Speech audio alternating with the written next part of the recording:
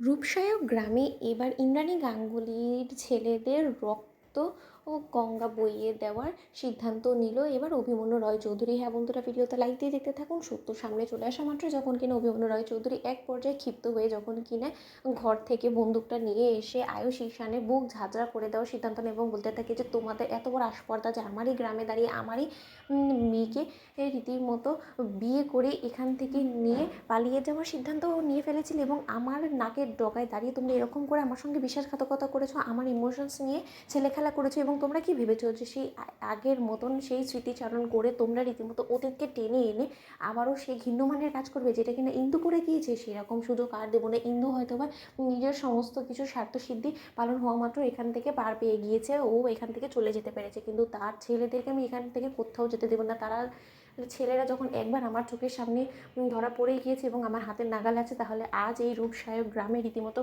রক্তগঙ্গা আমি বইয়ে দিব এবং এর অনুশ্রী যাকে কিনা ভালোবাসে না তার বুক ঝাঁঝরা করে দিয়ে তার রক্ত দিয়ে রীতিমতো আজকে সকলকে আমি চান করাবো। এটা অভিমন্যু রয় চৌধুরীর কথা। ঠিক সেই মুহূর্তে যখন কিনা তার মাঝখানে হঠাৎ করে ব্যাঘাত ঘটিয়ে বসে গৌরী, এবং গৌরী যখন বলতে থাকে যে দাঁড়ান কর্তা, আপনার যখন এতটাই ইচ্ছা যে আজকে রূপসায়ক গ্রামে রক্তগঙ্গা আপনি বইয়ে দিবেন, তাহলে সেটা আপনি দিতে পারেন। এটা আপনার গ্রাম এবং এখানে আপনার কথাই শেষ কথা, কিন্তু তার আগে আপনি ওনাদের উপরে বন্দুক চালানোর আগে আপনাকে আগে আমাকে শেষ করে দিতে হবে। আমাকে মেরে শেষ করার পর আমার লাশের উপর দিয়ে আপনাকে তাদেরকে মারতে হবে। চালানগুলি আমিও দেখি যে আপনার কত বড় বুকের পাটা এবং আপনি ঠিক কতটা নিচে নামতে পারেন। আপনি আমাকে মেয়ে বলেছিলেন তাই না? আর আমিও দেখি যে একজন বাবা কী করে তার মেয়ের উপরে বন্দুক চালাতে পারে। চালান কর্তা। ঠিক সেই মুহূর্তে যখন কিনা অভিমন্যু বলতে থাকে যে দেখো গৌরী, তোমাকে আমি মেয়ে বলেছি, কত বড় একটা ভুল করেছিলাম সেটা আজকে আমি হাড়ে টের পাচ্ছি, কারণ আমাকে রিভু বলেছিল যে তোমাদের উপর যথেষ্ট পরিমাণে সন্দেহ আছে এবং যেহেতু তোমাদের ওই গাঙ্গুলি পরিবারের ছোট বউ এখানে এসে এই কথাটা বলে গিয়েছিল যে ওদের বাড়ি থেকে 3জন মিসিং, এবং তার পরপরই কিন্তু রিভু আমাকে বলেছিল যে এই বাড়িতে যখন 3জন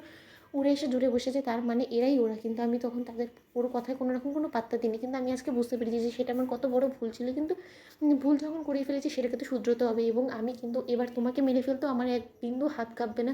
আমি কিন্তু সত্যি গুলি করে দেবো। ঠিক সেই মুহূর্তে গৌরী বলে থাকে যে তার চালান না গুলি, আমি তো মৃত্যুকে বরণ করে নেওয়ার জন্য সাদরে গ্রহণ করে নেওয়ার জন্য আমি দাঁড়িয়ে আছি বুক ছিঁড়ে। আমিও দেখি যে আপনার কত বড় সাহস। ঠিক সেই মুহূর্তে এক পর্যায়ে কুসুমের কাছে হার মেনে যখন কিনা অবশেষে অনুশ্রীর বাবা বন্দুক চালায় এবং সেটা যখন কিনা হাওয়ায় চালায়, ঠিক তার পর মুহূর্তে সকলে চোখ বুজে থাকে এবং চোখ খোলা মাত্রই যখন কিনা কুসুম দেখতে পায় যে অভিমন্যু রয় চৌধুরী কোনো মতেই সাহস হয়নি গুলি চালানো। ঠিক সেই মুহূর্তে কুসুম বলতে থাকে যে দেখলেন তো, আপনার কোনো মতেই সাহস হলো না আমাদের উপরে গুলি চালানো, কারণ আপনি এখন আমাদের প্রতি দুর্বল। তো বন্ধুরা, লাইক এবং শেয়ার করে সাবস্ক্রাইব করুন।